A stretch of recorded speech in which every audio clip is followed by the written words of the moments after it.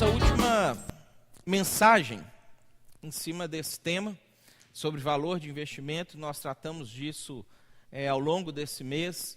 Nós pensamos ao longo desse mês a respeito do valor que nós temos quando alguém investe na gente. Que tipo de retorno a gente dá quando a gente recebe algum investimento? Qual é o valor que a gente tem de retorno do investimento recebido? Ao longo desse mês a gente falou bastante, pensou bastante sobre isso. Nós vimos que países têm valor de investimento e países são grupos de pessoas que se unem com algum determinado objetivo, com algum determinado propósito. É interessante quando a gente analisa o índice de investimento, de avaliação dos países, que a gente vê que você tem grau de investimento com qualidade alta e baixo risco, ou seja, se você investir seu dinheiro ali naquele país, se você abrir uma empresa naquele país, você tem grandes possibilidades de ter um retorno muito maior do que aquilo que você investiu. Você tem um grau de investimento de qualidade média, era onde o Brasil estava até o ano de 2014, e aí a gente tem a categoria de especulação e baixa classificação, onde o Brasil foi, esse ano, rebaixado pela última das 3 agências de avaliação de risco, que você pode até investir ali, eu não te garanto o que vai acontecer. Pode ser que dá, pode ser que não dá. E o pior deles é o risco alto de inadimplência e baixo interesse, onde provavelmente se você investir ali, você não vai ter retorno daquilo que você investiu. E é interessante que eles organizam isso de uma maneira que a gente interiormente organiza uma série de outras coisas na vida da gente quando a gente decide tomar algum tipo de decisão de algum investimento que a gente vai fazer. Isso vale para a gente de maneira geral. Além de países, empresas têm valor de investimento, e aí por isso que nós temos a Bolsa de Valores, que vai avaliar se você investiu o seu dinheiro naquela empresa, o quanto você vai ter retorno daquilo. Se as ações caírem, você vai ter pouco retorno ou talvez até prejuízo naquele seu investimento, se as ações subirem, vice-versa. E a gente descobre que empresas também são grupos de pessoas. Na verdade, tudo isso, tanto as análises de países quanto as análises de empresas, elas são análises de qual é a capacidade que aquele determinado grupo de pessoas tem de dar retorno do investimento recebido. E se isso vale para grupos de pessoas, isso vale para indivíduos também. Nós individualmente temos valor de investimento. Nós individualmente temos um valor que quando a gente recebe algum tipo de investimento, a gente retorna ou não, de acordo com aquele investimento que é dado para a gente. E a gente percebe isso muito facilmente quando a gente às vezes olha para a vida de uma outra pessoa que às vezes você caminhou com ela, esteve junto com ela, direcionou algum tipo de carinho, de atenção, de recursos financeiros, de conselhos, e aquela pessoa, ela não reage, aquela pessoa, ela não te retribui de acordo com a sua expectativa naquilo que você estava fazendo. E não é incomum a gente, ao longo da nossa vida, falar: não vale a pena investir em fulano, não vale a pena insistir, eu não vou tentar mais, é só perda de tempo, eu vou canalizar essa minha energia, essa minha capacidade para outras pessoas que valem a pena investir. A gente sente isso, por mais que às vezes a gente não sistematize, não organize isso da maneira como as empresas fazem, como agências de risco fazem. No nosso dia a dia a gente faz isso. Quando a gente resolve casar com alguém, é porque a gente chegou em uma avaliação de que vale a pena investir na vida daquela pessoa, a sua própria vida. Vale a pena você passar o resto da vida junto com aquela pessoa, vale a pena você compartilhar coisas com aquela pessoa, porque você tem a expectativa que o retorno vai ser muito superior àquilo que você está investindo. Ao longo do mês, a gente buscou analisar essa questão, não do perfil do investidor, mas da pessoa que recebe o investimento. E a gente, ao longo do mês, tentou responder essa pergunta: vale a pena investir em você? Pensando não em você agora, calculando as pessoas que você vai tirar investimento delas ou vai passar a investir nelas, mas pensando sobre você.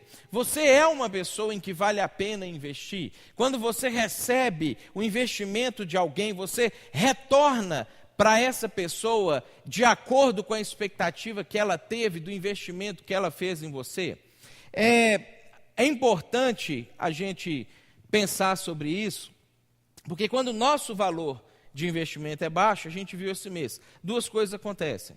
Pessoas que estavam investindo na gente param de investir, porque de repente elas percebem que não está valendo a pena e a gente perde. Ou se a pessoa ela é muito altruísta, ela é uma pessoa que não quer nada em troca, ela é uma pessoa, não, eu vou fazer o bem sem olhar a quem.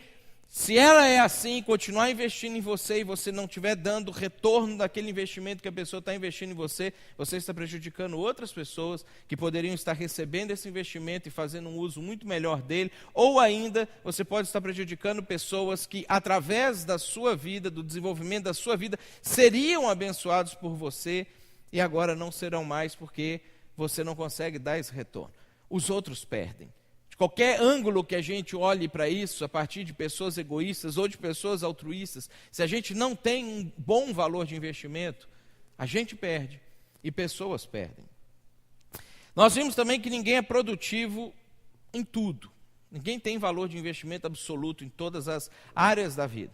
Mas existem algumas áreas que é importante que a gente tenha um alto valor de investimento. Porque são áreas centrais na vida da gente. Na verdade, essas áreas aqui, se você pensar sobre as crises que você tem ou que você já teve na sua vida, você vai descobrir que todas elas estão basicamente relacionadas a um desses 4 pontos. Você está tendo problema em algumas dessas 4 áreas. E então a gente descobre que essas 4 áreas, elas são fundamentais de que a gente dê um retorno do investimento que a gente acaba recebendo. E nós vimos também que sobre essas 4 áreas e todas as demais áreas secundárias, terciárias e não sei qual que é o próximo da vida, a gente tem a espiritualidade permeando isso. A nossa vida espiritual, ela determina se nós vamos ser bem-sucedidos na nossa vida ou não, porque a nossa vida espiritual, ela não só trata da nossa existência aqui, mas ela trata da nossa existência eterna. A nossa vida espiritual, ela traz a gente para uma perspectiva muito mais ampla, inclusive para a gente saber lidar com a família, saber lidar com o trabalho, saber lidar com a sociedade. E o que a gente vai ver hoje, saber lidar com relacionamentos. Nós falamos sobre cada um desses nos domingos anteriores. Eu queria que a gente fechasse pensando sobre essa área tão sensível, tão delicada, ao mesmo tempo tão presente na vida da gente, por mais que a gente tenha N problemas com a questão do relacionamento. Tem uma frase de um escritor e teólogo e político inglês antigo chamado John Donne, que provavelmente vocês já viram, porque é nome de livro e é frase dessas frases comuns que volta e meia aparece por aí. John Donne diz o seguinte: nenhum homem é uma ilha. Essa é a frase clássica, que aparece em vários lugares que a gente vê. Nenhum homem é uma ilha, completo em si próprio. Cada ser humano é uma parte do continente, uma parte do todo. O John Donne, além de escritor político, ele era um teólogo. Ele era uma pessoa que também olhava para a sociedade do ponto de vista da Bíblia, do ponto de vista de Deus, do ponto de vista da criação de Deus. E essa frase, ela é famosa e ao mesmo tempo ela é muito complexa. Nós fomos criados por Deus para viver juntos. Nós fomos criados por Deus para relacionar. Nós somos criados por Deus para viver em constante relacionamento com Deus e com as demais criaturas de Deus. Nós somos criados por Deus para nos relacionarmos com as pessoas que Deus também criou, e nós somos criados por Deus para nos relacionarmos inclusive com a criação, com os animais, com a fauna, a flora, os minerais, a natureza de uma maneira geral. Quando a gente vê a criação de Deus, a gente descobre que Deus desde o início nos chama para interferir, intervir em todas as esferas das coisas criadas e não criadas, como o próprio Deus não é criado. Somos essencialmente chamados para relacionar. No entanto, relacionamentos são extremamente difíceis. É muito difícil a gente manter um relacionamento de maneira saudável. É muito difícil a gente manter um relacionamento duradouro de maneira saudável. É muito fácil a gente começar bons relacionamentos quando a gente conhece pouco outras pessoas, e é muito difícil, à medida que você continua conhecendo a pessoa, você continuar mantendo um nível bom de relacionamento com essa pessoa. Se você digitar no Google a expressão nenhum homem ou homem nenhum, não importa qual ordem que você colocar, a segunda coisa que aparece no ranking, ou seja, é a segunda coisa que as pessoas mais digitam no Google, e ele já te dá a resposta para ver se você não precisa digitar tudo e já encontra ali o que você quer, é o início dessa frase. Você pode jogar lá quando você chegar em casa. Sabe qual que é a primeira coisa que aparece quando você digita nenhum homem ou homem nenhum? Essa é a primeira coisa que aparece. Nenhum homem presta. Porque relacionar é muito difícil. E é interessante que eu fiquei pensando quando eu vi isso, o que será que uma pessoa quer buscar no Google quando ela coloca essa frase? Parece muito mais que ela está tentando desabafar com o Google, né? Sofreu e vou jogar essa frase aqui é a frase iniciada com homem nenhum ou nenhum homem mais digitada na internet. Nenhum homem presta. Isso reflete o que muitas vezes a gente tem de avanço dessa outra frase aqui. Nós não somos uma ilha. A gente precisa se relacionar com outras pessoas. Nós somos parte de um continente maior. Mas quando a gente começa a relacionar, a gente vai se frustrando tanto que a gente começa a chegar, muitas vezes, nessa conclusão. O pior de tudo é que as pessoas também chegam a essa conclusão em relação a gente. A gente sempre esquece da contrapartida, a gente sempre esquece do lado de lá. Pensar sobre esse paradoxo, ele é interessante, da necessidade de relacionar e da dificuldade de relacionar, e é tão complexo que Salomão, quando ele analisa, e é legal a gente ver algumas coisas do livro de Provérbios, do livro de Eclesiastes, quando Salomão fala alguma coisa sobre a vida, que Salomão não necessariamente está falando a respeito de como você vai fazer para viver no mundo ideal. Tem coisas ali que Salomão fala simplesmente como é que as coisas são. E a gente precisa lembrar que Salomão está falando antes de Jesus. Ele está falando quando, de fato, nenhum homem prestava. Quando nenhum homem que tinha pisado nessa terra até então tinha prestado. Olha o que Salomão fala a respeito de relacionamentos, entre várias coisas, eu acho isso aqui muito interessante. Não faça visitas frequentes à casa do seu vizinho, para que ele não se canse de você e passe a odiá-lo. Tinha vizinho seu que podia estar aqui no culto hoje, né?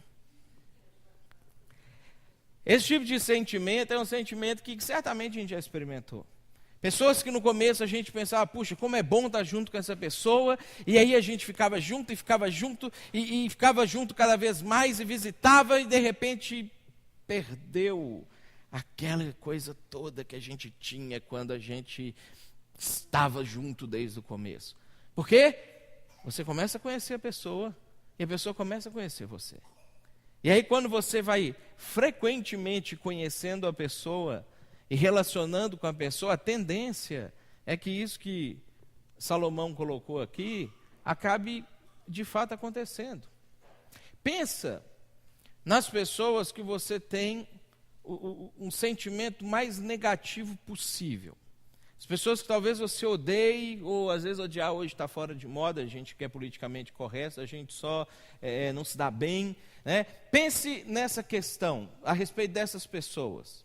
Agora pensa que provavelmente essas pessoas são pessoas que antes de você odiar ou você ter um sentimento muito negativo por ela, eram pessoas que você tinha um sentimento muito positivo por elas anteriormente. Porque normalmente esse tipo de sentimento ele só vem quando nós temos expectativas frustradas. A gente não sente esse tipo de coisa por pessoas que a gente não esperava absolutamente nada delas. Por isso, relacionar é tão difícil. Porque a gente chega com altas expectativas, a pessoa chega com altas expectativas, mas quando a gente se revela e a pessoa se revela para nós, as expectativas são frustradas e a tendência é que os relacionamentos colapsam. Por que apesar de precisarmos tanto de relacionamentos, nós temos tanta dificuldade de manter isso? Uma outra pergunta: você é alguém reconhecido?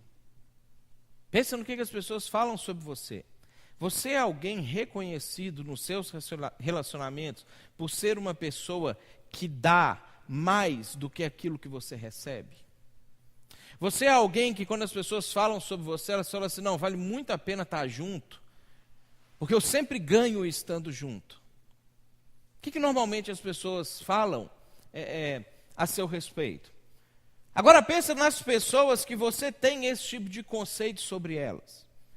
Pessoas que você pensa: vale muito a pena estar junto, porque eu sempre recebo muito de estar junto com aquela pessoa.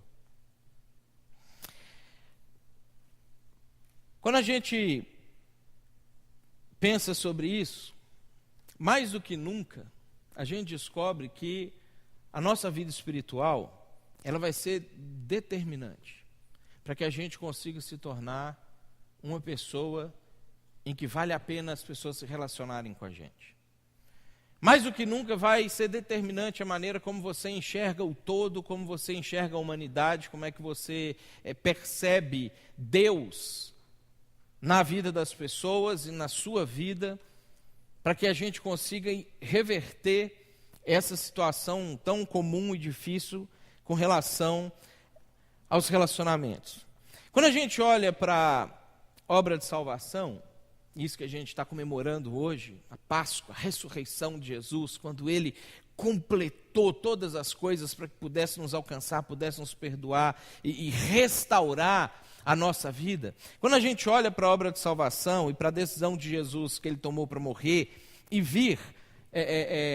viver e morrer por nós, a gente descobre que Jesus, Ele estava, além de nos salvando dos nossos pecados, investindo em nós, inclusive para que a gente pudesse restaurar relacionamentos.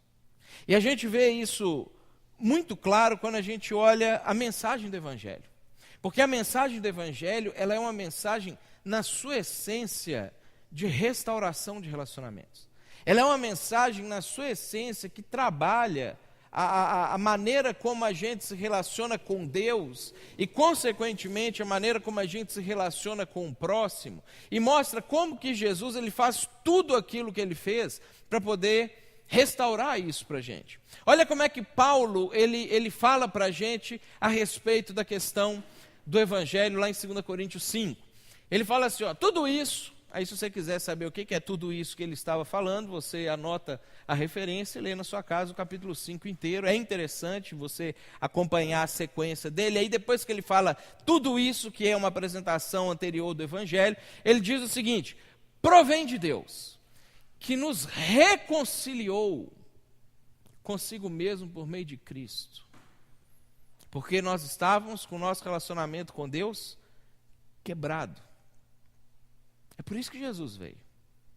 Precisava haver uma reconciliação. A gente não conseguiu se relacionar nem com Deus, que é perfeito. E talvez por ser perfeito. Mas Deus nos reconciliou consigo mesmo por meio de Cristo. E olha só o que Paulo fala. E nos deu o ministério da reconciliação.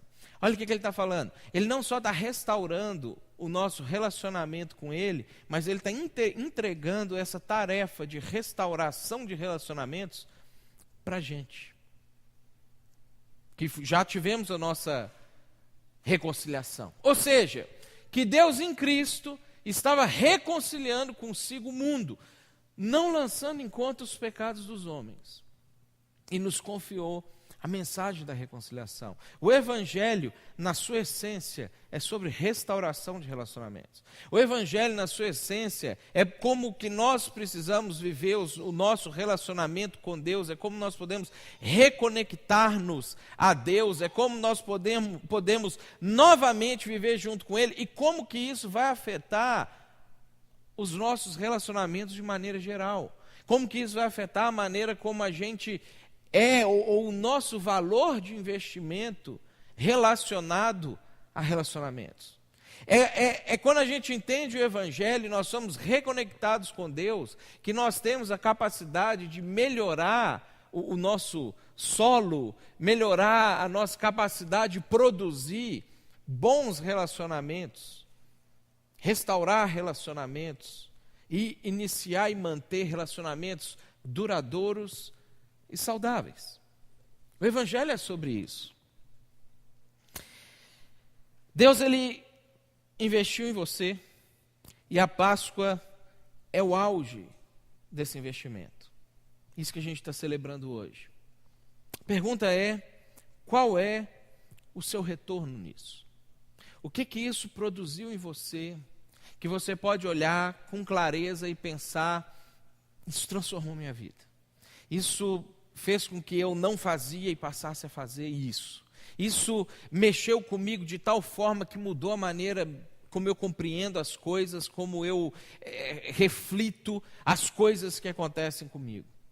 Ao longo desse mês, nós refletimos sobre uma analogia que Jesus fez sobre valor de investimento, e ele criou essa analogia para tentar mostrar para a gente alguns obstáculos, alguns problemas que a gente pode ter na nossa vida que podem nos desvalorizar. Algumas coisas que podem fazer com que a gente não tenha retorno daquilo que a gente recebe de investimento. E lá, Mateus capítulo 13, a partir do versículo 1, vai ser nossa última leitura dessa passagem do 1 ao 8, pelo menos por um tempo, né? Acho que já deu para decorar essa passagem aqui. A partir do versículo 1, o texto diz assim para a gente: naquele mesmo dia, Jesus saiu de casa e assentou-se à beira-mar. Reunindo-se ao seu redor uma multidão tão grande que ele teve que entrar num barco e assentar-se nele, enquanto todo o povo ficou na praia. Grava isso que a gente vai voltar depois para esse primeiro episódio aqui, para a gente entender por que isso aqui aconteceu. Então ele falou muitas coisas por parábolas, dizendo: o semeador saiu a semear. Isso aqui é a analogia de investimento da época de Jesus. Era a linguagem que ele tinha na época para falar sobre bolsa de valores ou avaliação de risco de países. Enquanto o semeador, que era o investidor, lançava a semente, que era o investimento, parte dela caiu à beira do caminho, e as aves vieram e a comeram. Parte dela caiu em terreno pedregoso, onde não havia muita terra, e logo brotou, porque a terra não era profunda. Mas quando saiu o sol, as plantas se queimaram e secaram, porque não tinham raiz. Outra parte caiu entre espinhos, que cresceram e sufocaram as plantas. Outra ainda caiu em boa terra, deu boa colheita, a 100, 60 e 30 por 1. Na ilustração de Jesus, a semente, ela tem sempre o mesmo potencial de produção. A gente viu isso ao longo desse mês também. O que vai diferenciar o quanto ela vai produzir é o solo aonde ela cai. E a gente vê que na ilustração de Jesus, o investidor perdeu 3/4 do investimento dele. Ele perdeu de 4 lançadas de semente, ou 4 solos investidos, 3 estavam com algum tipo de problema que fazia com que a semente não produzisse o fruto desejado por ele. E aí, ao longo desse mês, nós vimos que Jesus ele explicou o significado de cada um desses solos. O primeiro solo, que é a beira do caminho, que é essa parte onde normalmente as pessoas, animais, veículos transitam e compactam a terra, é onde a semente ela não consegue penetrar. E Jesus chama isso de ignorância, falta de compreensão, falta de entendimento. E aí nós vimos como que a ignorância afeta o nosso valor de investimento. Como que por você não saber as coisas, se as pessoas investem em você, elas não vão ter o retorno. E como que se você não consegue compreender ou não compreende ou não conhece o Evangelho, você também não vai conseguir render e produzir aquilo que Deus espera que você produza a partir do investimento que Ele fez na sua vida. O segundo solo apresentado aqui é o solo cheio de pedras. E a gente viu que esse solo aqui, Jesus chama ele de instabilidade. É o solo da empolgação, é o solo onde parece que a coisa vai, mas era fogo de palha. Não tinha raiz, não conseguiu aprofundar. E porque ora fica bom, ora fica ruim, ora parece que vai dar, ora parece que não vai dar. Isso faz com que a gente perca o nosso valor de investimento também. As pessoas se empolgam com a gente num primeiro momento, quando vê todo aquele gasto, toda aquela energia, toda aquela maneira empolgada que a gente fala sobre as coisas, mas quando qualquer dificuldade surge e a gente abandona, as pessoas começam a ver que existe um padrão na gente. Isso faz com que a gente perca o nosso valor de investimento. E isso é a mesma coisa com o Evangelho. E aí nós vimos que o remédio para isso aqui é a perseverança. E a gente trabalhou no segundo domingo sobre essa questão de como que a gente pode mudar o hábito da instabilidade pelo hábito de perseverar, e isso pode se tornar um hábito de fato na nossa vida. E o terceiro solo que a gente viu na semana passada é o solo dos espinhos.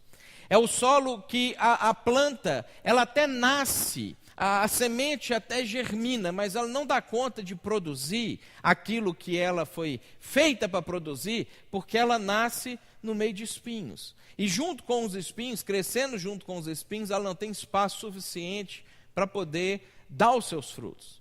E nós vimos na semana passada como que a avareza, como que o engano das riquezas, como que a ansiedade pelo ter fazem com que a gente perca o nosso valor de investimento e fazem com que, inclusive, a mensagem de Jesus plantada na gente, o Evangelho plantado na gente, parece que vai render, parece que vai produzir, parece que vai salvar, mas a gente pode passar a vida inteira vivendo com a semente germinando, mas sem dar nenhum tipo de fruto. O quarto solo é o solo que não tem nenhum desses ofensores. O quarto solo, ele é o solo que está pronto para receber a semente e produzir. E aí que é interessante a gente pensar sobre isso agora. O que a semente tem potencial de produzir? O quarto solo, ele não tem a capacidade de produzir a partir de si mesmo. Ele não tem como gerar espontaneamente uma planta. Ele só pode produzir aquilo que é semeado nele. Mas quando ele não tem nenhum outro tipo de ofensor, ele não tem nenhum tipo de obstáculo, se uma semente boa cai ali, ele vai ter todas as condições de gerar e produzir bons frutos a partir daquela semente boa. E aí Jesus ele explica o quarto solo lá no versículo 23. Ele diz assim: finalmente, o que foi semeado em boa terra, este é aquele que ouve a palavra e entende, e dá uma colheita de 100, 60 e 30 por 1. A semente é a palavra que, sendo compreendida, ela produz bastante, acima daquilo que era a expectativa do semeador quando ele semeou. Não importa em qual dessas condições aqui. E aí, quando a gente vê Jesus falando sobre esses ofensores, sobre esses obstáculos, sobre essas dificuldades da semente produzir, e ele chega aqui no final e fala assim: olha, o que não tem nenhum tipo de obstáculo é aquele que produz, a gente pode se perguntar uma coisa: por que Jesus quis contar essa parábola? O que motivou Jesus a criar essa história e contar ela? Quando a gente volta lá no versículo 1, lembra como é que ele começa? O versículo começa dizendo assim: naquele mesmo dia. Esse é um conector. Quando a gente, volta e meia a gente tem na Bíblia coisas que a gente às vezes separa os capítulos e acha que, não, vou ler o 12 hoje, aí amanhã eu leio o 13 e parece que as histórias estavam desconectadas porque nossa Bíblia foi separada para facilitar, obviamente, para a gente achar as passagens em capítulos e versículos, mas ela não foi escrita originalmente assim. A Bíblia é um livro de história, ela é uma história corrida. Então, quando a gente começa agora no versículo 1, pensando sobre essa parábola, a gente tem um acontecimento que motivou Jesus a contar essa história. E entender o que motivou a Jesus a contar essa história pode ajudar a gente a compreender a nossa postura diante disso tudo. Porque a nossa postura muitas vezes é parecida com a postura das pessoas que levaram Jesus a contar essa história. Se a gente voltar um pouquinho antes para ver o que tinha acontecido naquele mesmo dia, lá no capítulo 12, a partir do versículo 46, a gente vê essa história seguinte: Jesus ele estava sentado dentro de uma casa, falando com um monte de gente dentro da casa, a casa estava lotada de pessoas, e aí acontece esse episódio. Falava ainda Jesus à multidão, quando sua mãe e seus irmãos chegaram do lado de fora, querendo falar com ele. Alguém lhe disse: tua mãe e teus irmãos estão lá fora e querem falar contigo. Quem é minha mãe e quem são meus irmãos? Perguntou ele. Jesus ficou incomodado com essa situação. A pergunta dele demonstra isso. Diferente talvez do que a gente poderia fazer, de repente largar tudo que a gente está fazendo e ir lá atender, ao invés de Jesus se levantar e prontamente ir atender, Jesus faz uma pergunta: quem é minha mãe e quem são meus irmãos? Jesus estava querendo perguntar para as pessoas que estavam junto com eles, ou até para quem estava levando o recado para ele. Quando vocês pensam sobre a minha família, qual é a concepção que vocês têm sobre a minha família? Qual é a definição que vocês dão para a minha família? Obviamente, a definição que eles davam para a família na época de Jesus é a mesma definição que a gente dá para a família hoje. Pessoas com laços de sangue, pessoas que são gerados por mesmos antepassados, que têm algum tipo de correlação sanguínea ou por adoção em alguns casos. Então, isso é para a gente considerado família. Laços físicos é como nós definimos família hoje. E aí Jesus, ele responde, aquelas perguntas que era melhor ninguém responder, obviamente. E Jesus mesmo responde, estendendo a mão para os discípulos, disse: aqui estão minha mãe e meus irmãos. É uma daquelas declarações chocantes. Jesus às vezes choca na Bíblia. Jesus, ele tem umas frases dele assim que às vezes assustam um pouco, e sai um pouco do nosso cotidiano, do nosso normal. Pois quem faz a vontade de meu Pai, que está nos céus, este é meu irmão, minha irmã e minha mãe. Jesus, ele amplia o conceito de família. Jesus, ele amplia a noção de relacionamento familiar. Jesus, ele está dizendo que o vínculo espiritual, ele é muito mais forte do que o vínculo físico, porque o vínculo espiritual, ele é eterno. O vínculo físico, ele é passageiro. É óbvio que a gente tem dificuldade enorme de entender isso, porque a gente conhece muito o vínculo físico, a gente tem experiência com o vínculo físico, a gente não tem noção ainda completa do vínculo espiritual. Mas Jesus, que tinha vindo de Deus, que já existia antes de nascer, que desde o início existia e era Deus, e tinha todo esse relacionamento, ele sabia que a vida dele aqui na terra ela era transitória em relação à questão da eternidade. E Jesus, ele está tentando ampliar a visão das pessoas que estavam ali junto com ele, para que eles consigam entender que a realidade espiritual ela se sobrepõe à realidade física. E aqui a gente tinha um problema muito sério, porque, exceto a mãe de Jesus, os irmãos de Jesus não acreditavam nele.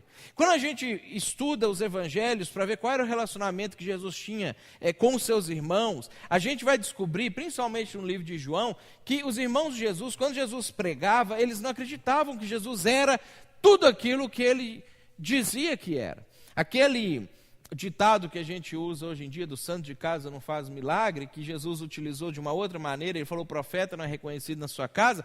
Jesus vivia isso na carne dele, literalmente. Jesus era alguém que saía para pregar, as pessoas amavam ele, admiravam ele. Quando ele chegava dentro de casa, o irmão dele tratava ele como um irmão trata o outro irmão, assim, meio de: você é só o Jesus, cara. Você é carpinteiro ali, vi você fazendo cadeira esses dias, está aí agora falando isso tudo a respeito de você. A Bíblia diz que os irmãos de Jesus não acreditavam nele. Os irmãos de Jesus acreditavam que Jesus era um grande mestre, com certeza. Não tinha como negar. Jesus pregava para as pessoas ouviam ele e começavam a gostar e querer aplicar as coisas que eles aprendiam de Jesus. Os irmãos de Jesus, eles sabiam que Jesus era uma pessoa diferenciada, ele não era uma pessoa comum, como qualquer outro ser humano que passou aqui na terra. E eles acreditavam nisso porque eles viam Jesus fazendo milagre. Jesus fazia coisas, de fato, que um ser humano não faz. Eram extraordinárias. Quantas vezes A gente não acredita em Jesus da mesma maneira que os irmãos dele acreditavam nele. Uma pessoa extraordinária, uma pessoa fantástica, um mestre de grande iluminação, uma pessoa que de fato tem conselhos bons para dar para mim. Jesus, ele criou a ilustração que a gente trabalhou ela ao longo do mês para tentar alcançar a família dele. Jesus criou essa parábola porque ele queria que os irmãos dele entendessem de fato quem ele era. Porque os próprios irmãos de Jesus eram pessoas que ele falava com eles, mas eles por ignorância discordavam. Talvez por instabilidade, eles às vezes até se empolgavam. Não, Jesus, beleza, vou te acompanhar, vou seguir você, vou te acompanhar nessa viagem que você vai fazer agora, mas depois eles voltavam atrás. Não, isso vai dar muito trabalho, eu não quero fazer. Talvez eles eram pessoas que até acreditavam um pouquinho mais na mensagem de Jesus, mas porque estavam muito preocupados com a vida deles, a profissão deles, a carreira deles, o que eles iam fazer. Bom, Jesus já está com a vida ganha, está pregando por aí, o pessoal dá comida para ele, dá dinheiro para ele, ajuda ele. Eu não, eu preciso cuidar da minha vida, eu preciso me organizar, eu preciso ganhar o meu sustento, ganhar o meu ganha-pão. Talvez por causa disso, os irmãos de Jesus também não acreditavam nele. E esse é o problema que Jesus muitas vezes continua enfrentando com os irmãos modernos dele. Porque a Bíblia diz que nós também somos irmãos de Jesus. Às vezes a gente na oração confunde e chama Jesus de pai. Jesus não é o nosso pai. Jesus é o nosso irmão. Deus Pai é o nosso pai. Jesus é filho de Deus e a Bíblia diz que nós somos adotados por Deus Pai, pelo sacrifício de Jesus, e nos tornamos irmãos de Jesus, herdeiros de Deus juntamente com Ele, co-herdeiros com Cristo. Jesus continua tendo irmãos que às vezes têm o mesmo tipo de dificuldade que aqueles irmãos tinham lá na época. E é por isso que ele conta a parábola. Sabiam que Jesus existia, que ele era um grande mestre, que era alguém extraordinário, que realizava milagres, mas fica só por aí. Essa semana eu tive uma experiência interessante. Eu fui lá no PM Mirim com o Wagner, o trabalho que o Wagner realiza com as crianças lá em Estância Velha, com a Brigada Militar, e a gente teve um evento de Páscoa lá com as crianças, e foi muito interessante, e eu acho muito legal ver o nível de perguntas e de interesse que às vezes crianças de 8, 9, 10 anos, 11, 12 têm, e que às vezes a gente acha, não, estão entendendo nada e tudo, não, estão entendendo. Eu achei interessante quando o Wagner, antes do Wagner explicar o que era a Páscoa para as crianças, ele fez uma pergunta para as crianças. O que é a Páscoa? E aí vieram as respostas das crianças. Páscoa é luz. Páscoa é paz. Páscoa é o renascimento de Jesus. E é assim que a gente às vezes vê a Páscoa. E é assim que às vezes a nossa sociedade, de tanto martelar isso na nossa cabeça, faz com que a gente imagine a ressurreição de Jesus. Porque você imagina essa questão da ressurreição de Jesus. Não é algo que a gente está preparado para acreditar dentro da nossa sociedade. E era muito interessante ver algumas perguntas das crianças no sentido de como é que a Bíblia diz que Deus criou o mundo em 6 dias, se a ciência diz que o mundo foi criado em milhões de anos. Criança de 10 anos fazendo essa pergunta. Preparada para questionar de maneira cética a Bíblia, de maneira cética as histórias que a gente tem na Bíblia. E a nossa sociedade, ela foi construindo o relato da ressurreição de Jesus de uma maneira, a partir do óculos do ceticismo, de forma que transformou o significado da ressurreição de Jesus, de um acontecimento extraordinário que transformou a história da humanidade, para algo que o Buda também fez, algo que o Gandhi também fez, algo que qualquer pessoa politicamente correta diz por aí hoje em dia. Agora, quando Jesus ele explica a morte e ressurreição dele, ele explica de uma maneira diferente. João relata para a gente o seguinte: Jesus estava sendo questionado lá, e aí ele responde: chegou a hora de ser glorificado o Filho do Homem. Digo-lhes verdadeiramente que, se o grão de trigo não cair na terra e não morrer, continuará ele só. Mas se morrer, dará muito fruto. Aquele que ama a sua vida a perderá, ao passo que aquele que despreza a sua vida nesse mundo a conservará para a vida eterna. Olha o que Jesus está fazendo. De novo, pensando naquele contexto, agora a gente foi do Evangelho de João, mas pensando naquele contexto da parábola e do que motivou Jesus a contar a parábola. A família de Jesus e as pessoas em volta de Jesus, eles tinham uma noção de vida extremamente material. Quando eles entram para falar com Jesus, eles falam assim: Jesus, sua família está aí fora. Jesus pergunta: que família? Porque se você estiver falando da minha família de sangue, ok, eles estão aí fora. Mas se você estiver olhando de uma perspectiva muito maior, muito superior a isso tudo, a minha família, ela está aqui dentro. Porque a minha família lá de fora, ela ainda não entendeu a mensagem. A minha família lá de fora ainda olha para mim só como uma pessoa espetacular. Eles não conseguem gerar fruto. E aí quando Jesus ele fala avança esse tema da semente, a gente chega nessa passagem aqui e a gente descobre que a semente é a palavra. É isso que está escrito para a gente lá em Mateus capítulo 13. João diz para a gente que a palavra é o próprio Jesus. É assim que João começa o evangelho dele. Lá no capítulo 1 ele diz: no princípio era a palavra. E ele chama Jesus assim: a palavra estava com Deus e a palavra era Deus, e um dia a palavra se fez carne e habitou entre nós. E no evangelho de João a gente descobre que a semente também é o próprio Jesus. A palavra e a semente se confundem entre uma mensagem que é proclamada para a gente, como o próprio proclamador da mensagem. E isso é uma dessas coisas que a gente tem, que são, no bom sentido da palavra, místicas na Bíblia. Essas são essas coisas que a gente tem, onde a gente vai ter a mistura da coisa ou do objeto com aquele que faz o objeto. A palavra que é dita com aquele que diz e proclama a palavra.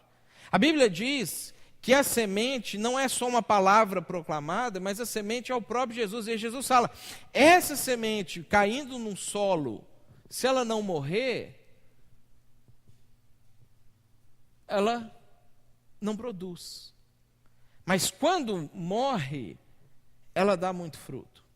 E aí Jesus faz em João essa aplicação que ele está tentando fazer para os discípulos dele lá atrás. Se vocês acharem que a sua vida física é tudo, se vocês viverem a vida como se essa realidade fosse a realidade, vocês vão perder a sua vida.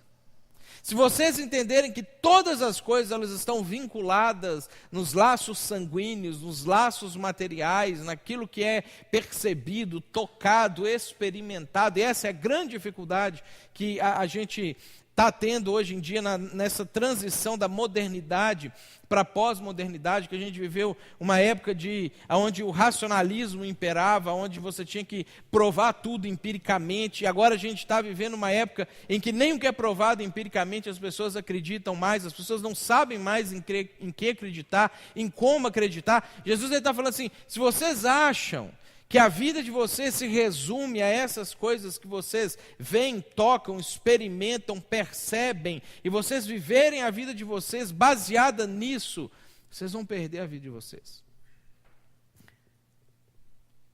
Como eu. Porque Jesus está falando do momento em que ele foi glorificado. E Jesus ele é glorificado justamente na morte dele. E é por isso que Jesus ele não hesita em perder a sua vida aqui, porque ele tinha a noção completa do que era a vida. E o que Jesus está tentando trazer para a gente é essa mesma noção, de que a nossa vida ela não é só isso que a gente está percebendo hoje. A nossa vida elas não são só a somatória das experiências que a gente já teve, do passado que a gente já viveu, das experiências que a gente tem hoje, dos relacionamentos frustrados, errados e ruins e complexos que a gente já viveu, ou que a gente está vivendo. A nossa vida ela não se limita a isso aqui, é muito pequeno pensar assim. É isso que Jesus está tentando mostrar com a parábola dos solos. E é isso que Jesus está tentando mostrar aqui também no Evangelho de João.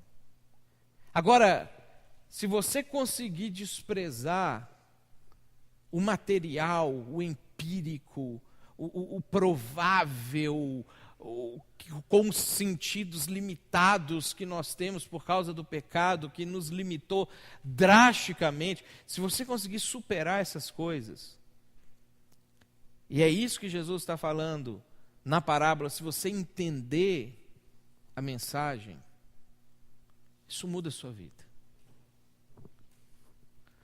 Porque a morte e ressurreição de Jesus muda tudo. A morte e ressurreição de Jesus transforma aquele Jesus fantástico, que parecia com Buda, com Confúcio, com qualquer outro, em Deus. Muda tudo. Muda a maneira como a gente encara a situação. Ontem a gente assistiu um filme muito interessante de você pensar assim, tentar trabalhar como é que será que foi a vida daquelas pessoas no iniciozinho, quando elas viram Jesus ressuscitando, que é a Ressurreição, um filme com, acho que Joseph Fiennes, que está no cinema agora. E é muito interessante a gente perceber, a partir, óbvio, da visão do cineasta, mas a transformação na vida das pessoas quando elas se davam conta que Jesus tinha ressuscitado. Da tristeza, do choro, porque o filme começa com a crucificação de Jesus, aquele sofrimento daquelas pessoas que perderam tudo, os discípulos que tinham investido a vida deles em Jesus e parece que agora não tinha mais para onde ir, da família de Jesus, vendo ele morrendo, e toda aquela frustração, todo aquele desânimo, para de repente as pessoas começando a descobrir que Jesus tinha ressuscitado. E aí o Bartolomeu, o mais engraçado lá do filme, porque ele parece um abobado, ele parece assim, cara, vão me matar, não interessa mais nada, eu vi o cara ressuscitado. Não tem mais nada que afeta essa minha vida aqui agora. Porque a morte e a ressurreição de Jesus muda tudo. E quando a gente vai olhar por que os irmãos de Jesus passaram a crer em Jesus, a Bíblia diz que eles só creram porque eles viram Jesus ressuscitado. Aí não tem como não acreditar mais. Aí não tem como tratar só como uma pessoa superior. Aí não tem como discordar e pensar, não, essa sua opinião aí, é como aquela história que eu contei para vocês há um tempo atrás, o seminarista na Betânia, lá em Curitiba, né? Que o pastor da igreja lá foi chamar a atenção dele numa situação que ele estava vivendo na vida dele, e aí confrontou ele e falou com ele assim, tá, mas tem essa história aqui, Jesus diz assim, assim, assim. E ele falou assim, mas essa é a opinião de Jesus.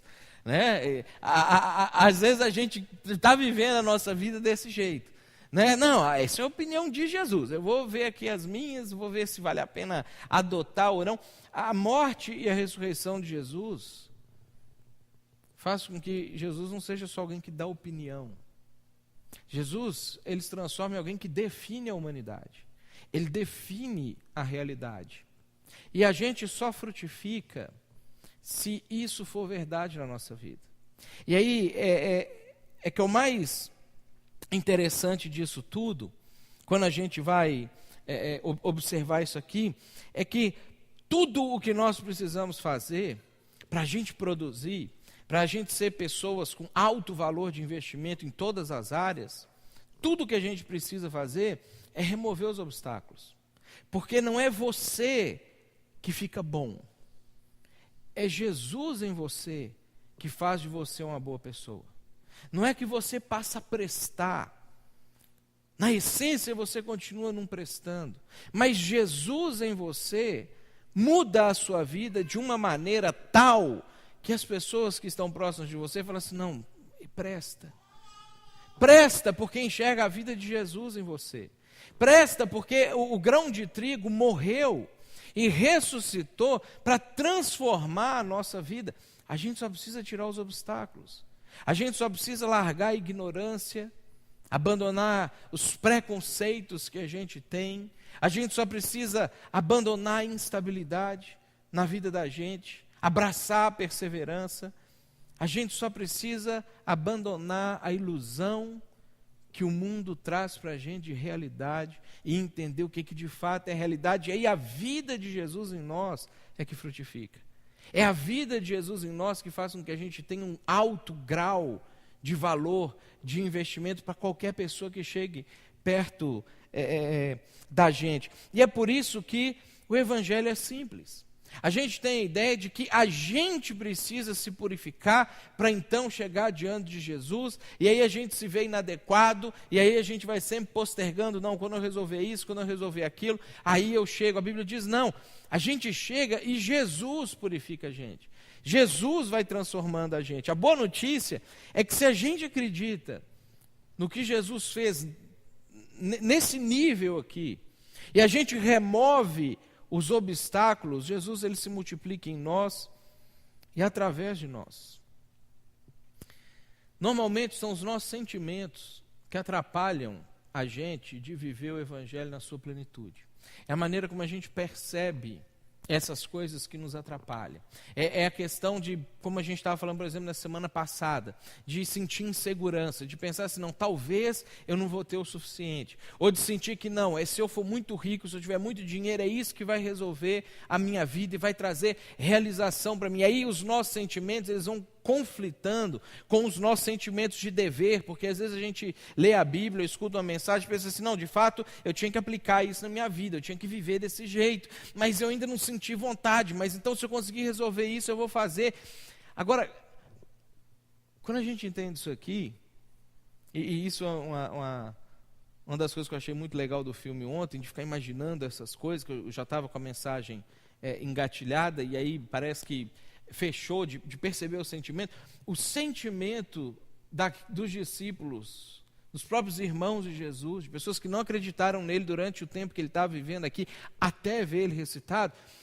O sentimento de ver uma pessoa morta voltando a viver era uma coisa tão forte, tão impactante, que não importava nenhum outro tipo de sentimento mais. Não importa mais se eles estavam com medo dos romanos, porque eles estavam no início, eles estavam com medo das autoridades judaicas, porque eles estavam no início. O sentimento do Jesus ressuscitado transformou tudo na vida daquelas pessoas. E pode transformar na vida da gente também. E pode mudar a maneira como a gente encara o mundo, como a gente encara a realidade, como a gente encara os relacionamentos, a sociedade, nosso ambiente de trabalho, nossa família. Quem não gostaria de ter Jesus como funcionário da sua empresa? Acho que se o Carlos pudesse, contratava uns 4 Jesus lá, né, Carlos? Geraldo também, iam ficar os mais ricos do Rio Grande do Sul. Já pensou 4 Jesus trabalhando para você ali, dando o máximo, o melhor que ele pode, aprendendo direto com José, carpintaria antiga. Alguém que não incomoda, alguém que não dá trabalho, alguém que não ameaça a empresa, alguém que o patrão fala, puxa, vale a pena investir. Jesus em você pode fazer você ser uma pessoa assim, para a sua empresa. Imagina ser casado com uma pessoa que se parece com Jesus, com uma pessoa que quando você ofende dá outra face, e busca conciliação, e busca pacificação, e tolera, e é paciente, e é benigno, e é bondoso, e tem domínio próprio, e não estoura. Imagina ser casado com uma pessoa assim.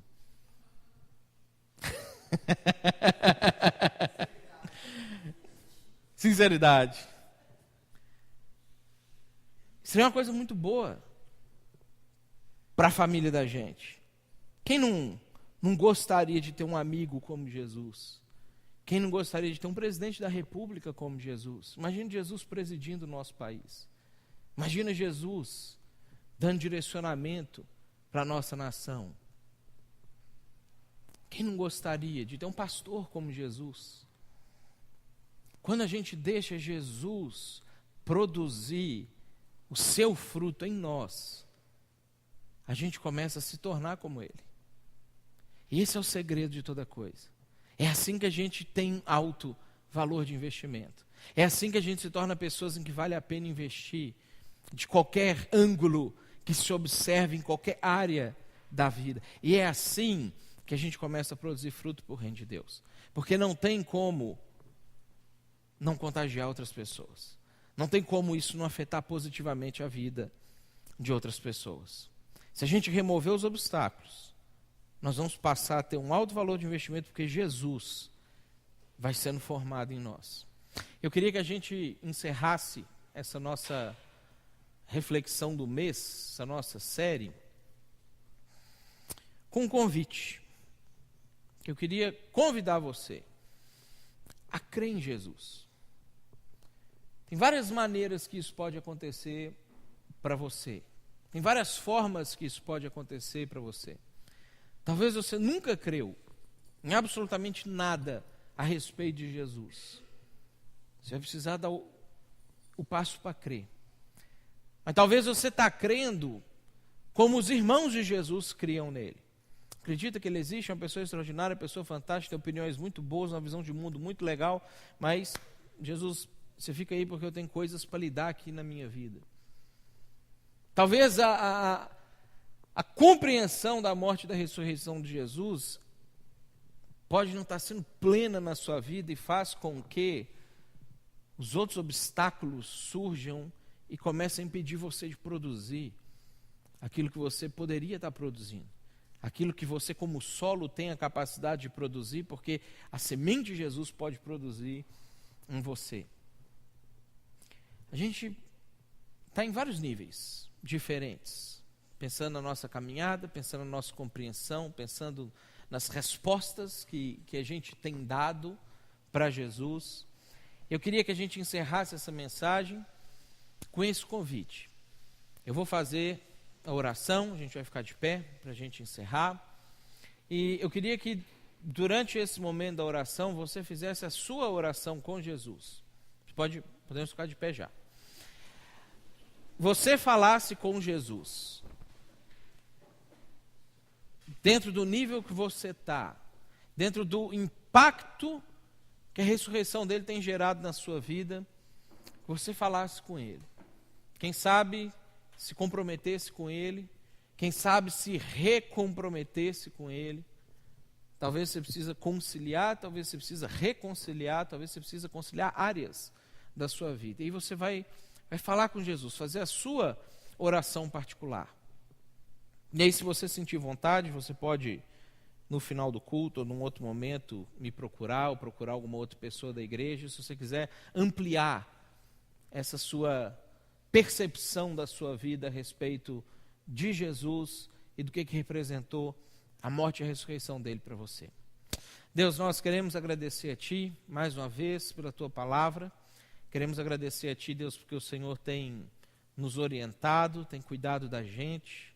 Queremos agradecer por essa coisa tão maravilhosa que o Senhor fez por nós, que foi enviar Teu Filho Jesus para poder assumir o nosso lugar, para poder assumir os nossos pecados, nossas falhas, a nossa maneira errada de ver as coisas, e de ver e de reagir às coisas.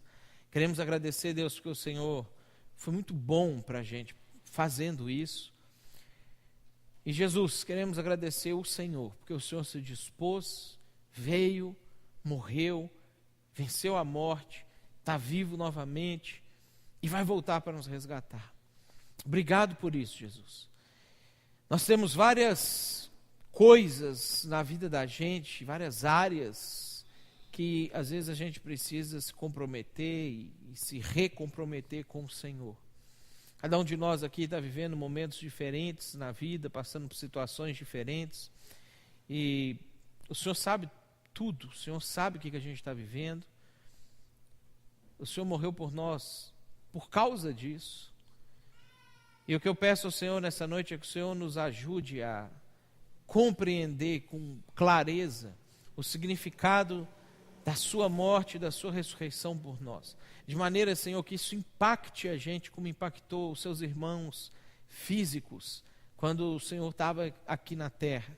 Como impactou o Tiago, o José, o Judas, o Simão, que não criam em Ti, mas não tinha mais como viver um outro tipo de vida quando eles viram o Senhor ressuscitado. Queremos que essa verdade impacte a vida da gente. A gente sabe, e o Senhor sabe também, que às vezes é mais difícil para a gente que não viu, e é por isso que o Senhor, falando para o Tomé, diz que mais bem-aventurado é aquele que não vê e crê, porque o Senhor sabe das dificuldades que a gente enfrentaria nos nossos dias, mas o Senhor também nos prometeu o Teu Espírito, para que pudesse confirmar essas coisas nos nossos corações, para que pudesse trazer para a gente uma certeza que às vezes transcende a racionalidade, às vezes transcende a lógica, mas faça com que a gente consiga ter essa certeza. É isso, Deus, que nós clamamos ao Senhor nessa noite. Que o Teu Espírito trabalhe no nosso coração de maneira que a realidade da ressurreição de Jesus ela seja uma verdade impactante, transformadora na nossa existência.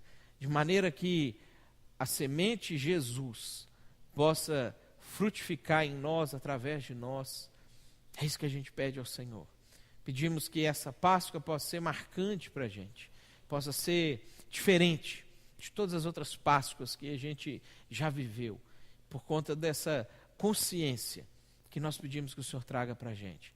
Livre-nos dos ofensores, livre-nos da ignorância, livre-nos da instabilidade, livre-nos, Deus, da ilusão, dos enganos desse mundo, para que a gente possa frutificar para o Senhor, para o reino do Senhor, em todas as áreas da nossa vida e abençoar outras pessoas também.